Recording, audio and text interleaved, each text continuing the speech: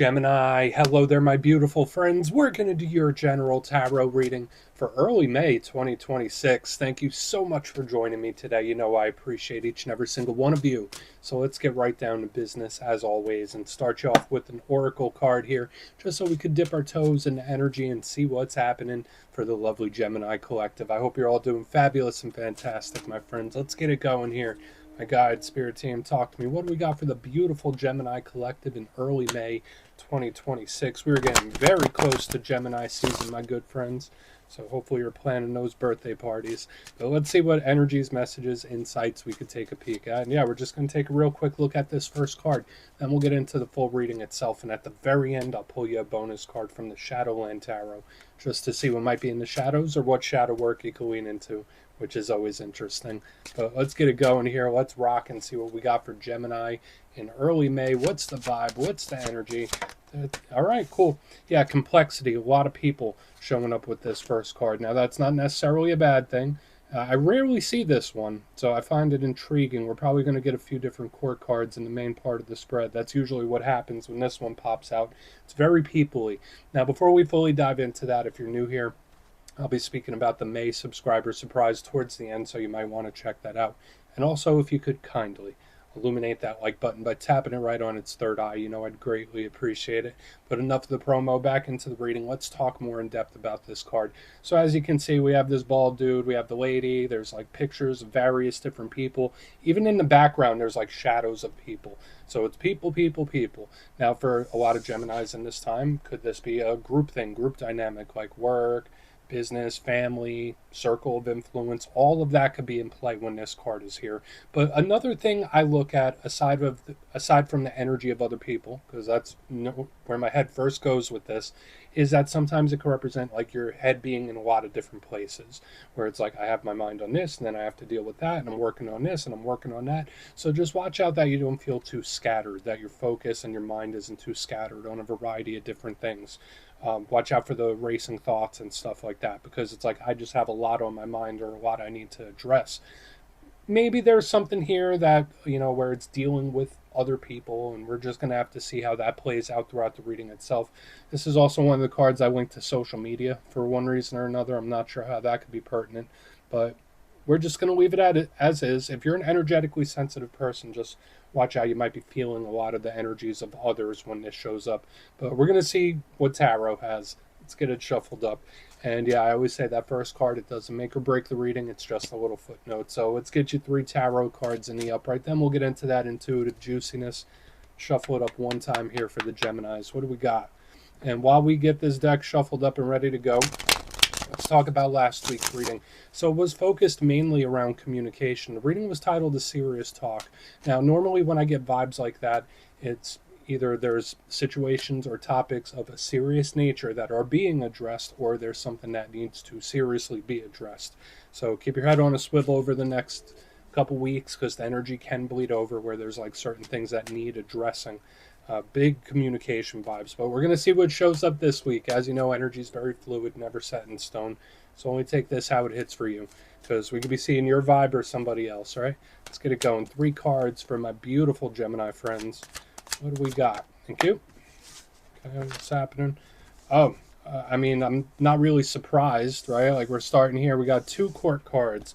So position number 1, we got the beautiful, ever lovely Queen of Wands, and then we got our good buddy here, the King of Pentacles. So I said it right when that peoply card came up. I was like, yeah, we're probably going to have a court card or 2. There we go. We already reached our quota, right? Let's get one more. Okay, 7 of Swords. That's something to most definitely keep an eye on. I saw the 7 of Swords in the Aries reading as well. So that if there's any place that I want to really pay close attention to, it's that. But let's go through. I'll give you some of the classical meanings and archetypes. Then we'll get into that juicy intuitive stuff. But at first glance, you know me, I always love to look at the elements. I feel like that tells us how the energy flows and how things are moving. And you have a pretty good mix this week, right? We got the wands, which is fire. Then we have the pentacles, which is earth. And then we have the swords, which are air. So again, these could be different areas of life, different things, different situations, or just different aspects of the same thing.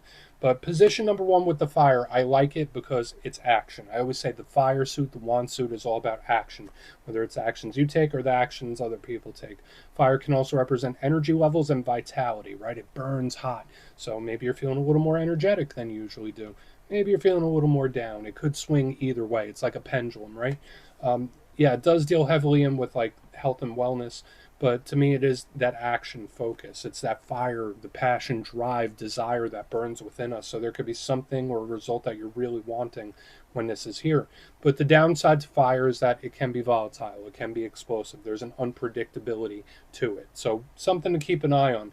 Moving to the center, we have Earth, much more predictable, maybe too predictable, right? Now, the good thing when it comes to Earth represents stability, whether it's internal stability or external. I think of ritual, I think of day to day life, what you do, like you wake up at this time, then you go and do this. It's like very structured.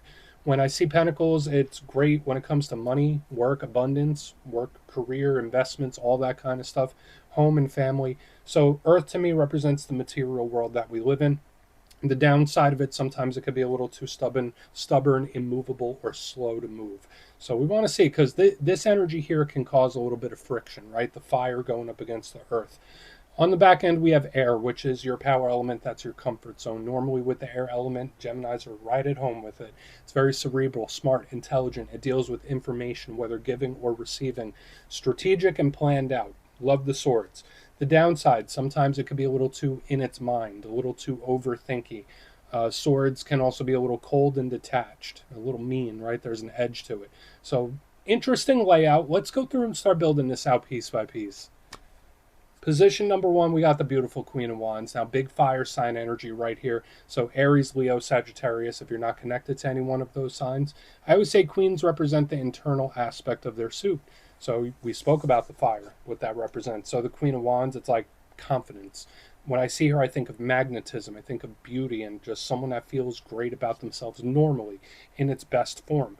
So the Queen of Wands feels like, yeah, I got this. It's super confident and amped up in a positive way. And there's a magnetism of pulling things in or pulling things towards it that she embodies. The downside to the Queen of Wands, yeah, she could be a bit of a firecracker, right? She could be a wild card.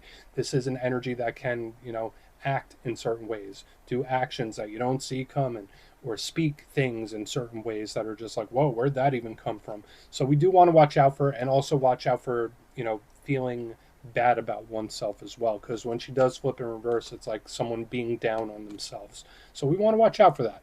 Now, moving to the middle, yeah, she could be big with confidence things or issues.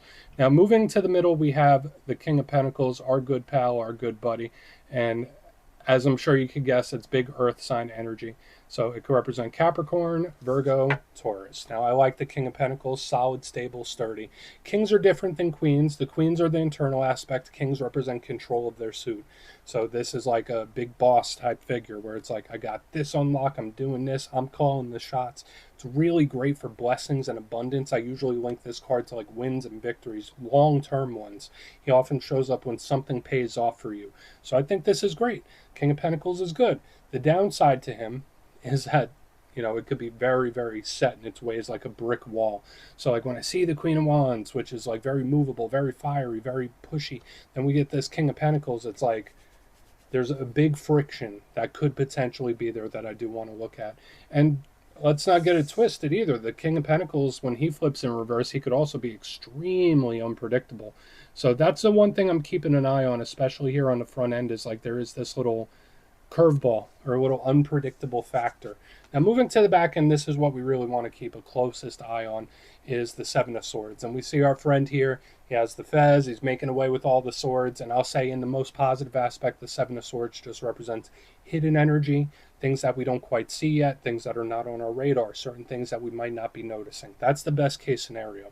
In its worst case, it's not the most trustworthy type of energy. It could represent secrets, secrecy. It could represent lies. It could represent thieves. You see what I mean? This is an energy that can bring with it a whole bunch of warnings.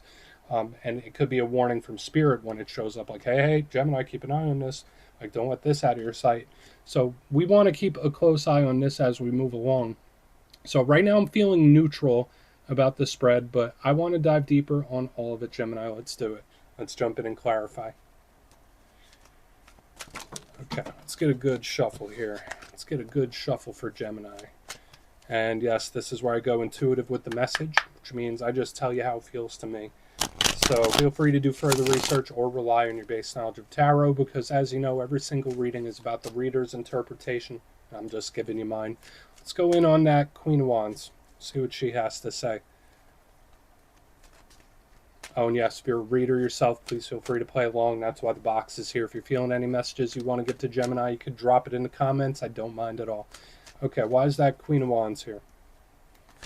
Why is that Queen of Wands here? Thank you. Another person. All right, so initially I really like how this energy seems to approach. Like, it makes me feel really good about myself. There's something here about somebody with like very good compliments, or it's like a salesman type of energy. The Knight of Cups in the upright. So it's like we're building a whole little family, and I can't get away from the fact that we're seeing a lot of other people's stuff here.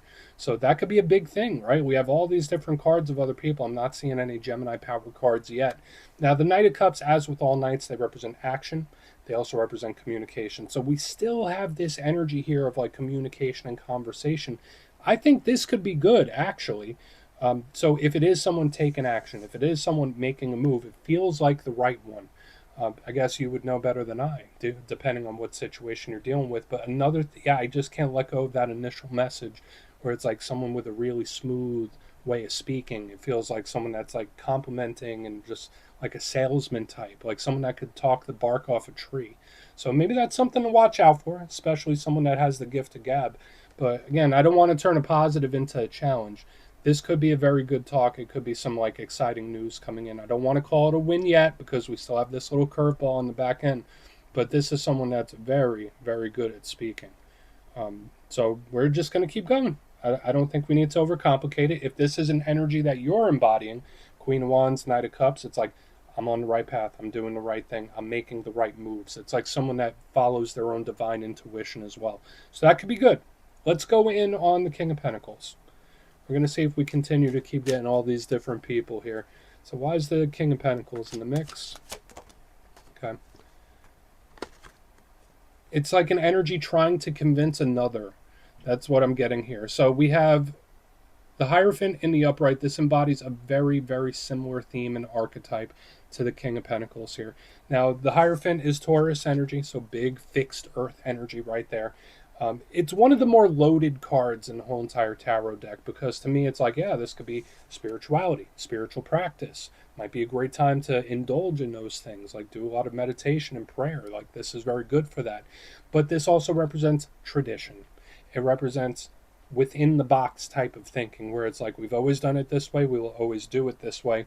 And when I have the King of Pentacles with the Hierophant, it's like that energy doesn't want to change, or that energy is pretty set in the way it is. So there may be someone or something you are dealing with where it's like, hey, they are who they are. It is what it is. Again, a lot of people here this week for some reason, Gemini. So maybe you're a little more, you might be a little more popular than you normally are here.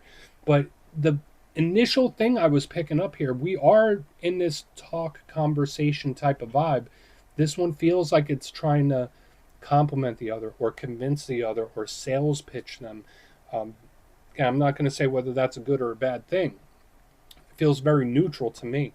But watch out for anyone trying to convince you of certain things, or trying to change your opinions, or trying to frame something in a very eloquent type of way. Because it's like this one is trying to talk the pants off of this one. I hate to say it like that. Not literally. I think you get what I mean. It's figurative. But this energy is pretty set in its ways. I could definitely tell you that. We're going to keep going to the Seven of Swords and see, like, is that a warning? Is it not? I don't want to say this energy is kind of like ignoring the other, but I'm getting a little bit of that too, where it's like, okay, yeah, you can say whatever you want. It's like one of those. So a lot of talking, a lot of conversating. I don't want to call it gossip just yet, but we'll see. So why is the Seven of Swords here? Why is the Seven of Swords here?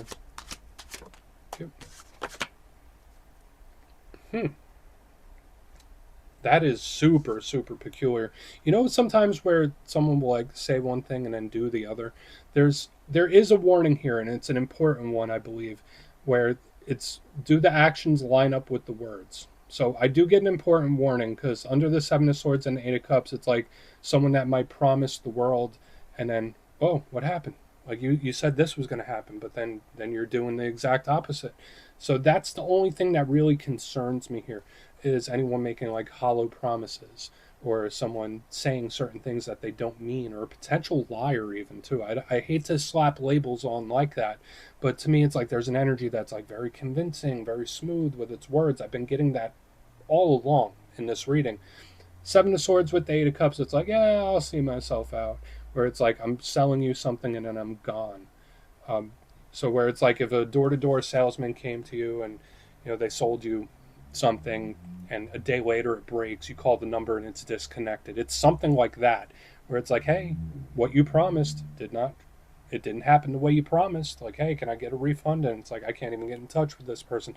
That is so specific.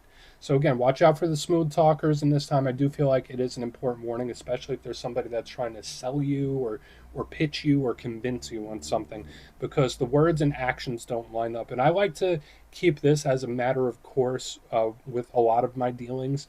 Is does somebody's actions line up with their words? You could often tell a lot about someone in a situation by how they're acting, right? And that's kind of how this feels on the back end, where it's like, hey, the actions will tell you everything, my friends. So we do got a warning. It's okay. Yeah, watch out for people making big promises. That's for sure. Um, let's go through and do a quick recap. Then we'll get into the shadow. Very hyper specific this week, Gemini. So of course, only take what hits for you. Um, this energy could come in a couple weeks for all we know. But if you kindly look in the box, lots of people, lots of chit chat, lots of talking going on. We start really well with the Queen of Wands, Knight of Cups. I felt like someone was complimenting me or trying to sell me something, just like super smooth. Now, could it be some good news coming in? Potentially. It's exciting stuff. But moving to the middle, we have the King of Pentacles with the Hierophant. Very sturdy, very firm. So it's like this one's trying to convince the other. Now, this could be an energy that's really difficult to convince right here in the center as well. Like maybe you're trying to convince someone. It's like, that person is who they are. Like their energy is pretty set how it is. So you might be dealing with certain things or situations that are pretty solidified, if that makes sense, or set in their ways. Moving to the back end, we have the Seven of Swords with the Eight of Cups. This is where the important or serious warning comes in, because to me it's like saying one thing and doing the complete and total opposite, or making a promise and not following through with it, or selling you something and then disappearing when it breaks. It's like very specific like that. So just be aware of these energies over the next couple weeks. Please take a screenshot if you want to look into it further. Let's see what's in the shadows. Okay, let's get a good shuffle here. What do we got for Gemini? And yes, I always like to pull one shadow card at the very end just to see whether it's something within you or something you don't quite see. Shadow cards don't always have to be a challenge. They could be a good thing. So let's get you one. Oh, and yes, so you made it to this point in the reading. Please feel free to check out channel memberships. I'll put a link for it in the comments below. It's a beautiful way to support the channel. I have much love for all my channel members. Okay, let's get this shadow card out. What do we got for quick, very first shuffle it pops out. Okay. Yeah, Ten of Wands, like it's an energy that does lay it on thick. Now, I like the Ten of Wands because it has a lot of determination and a lot of persistence. So especially when we get a read like we had this week, where we got the smooth talking, we got the persistence and the trying to convince, and I get the Ten of Wands, like to me it's an energy that really lays it on thick for whatever reason. Now, again, Ten of Wands could also just represent heavy things, where it's like either I'm dealing with a heavy situation or I have a heavy thought on my mind, or maybe you're just feeling a little tired. It could even be that with the Ten of Wands. But at the same time, I do feel like it is a little bit of a warning in and of itself, right? Because sometimes this energy can just do too much, push too much. If there's anyone or anything you're dealing with that's applying way too much pressure, or it's just too intense, too quick, that should be a red flag. So be kind to yourself in this time as well, too, because you might need a break of something. But we're just going to leave it at that, Gemini. That's what I have for you this week. Don't click away just yet, though. I'm going to give you the details of the May subscriber surprise. If you would like further insight on your situation, or you'd like to have a chat with me, you can book a personal session at my website, mastermetaphysics.com. My May calendar is up and the spots go quick, so you might want to check it out. But for the May subscriber surprise, we're doing another winner's choice. I will choose 3 lucky subscribers to win either a copy of the Tarot of the Owls, beautiful deck, and it's really nice, or 3 custom made pendants from my website, mastermetaphysics.com. So if you'd like to get your name in for that, it's 2 simple things, as always, my friends. First, you must be subscribed, and second, let me know down in the comments, out of the cards that showed up in this week's reading, which one caught your attention most or resonated with you most. You'll be entered to win, and at the end of the month, the winners will be announced in the posts tab. My friends, much love, and I'll talk to you soon.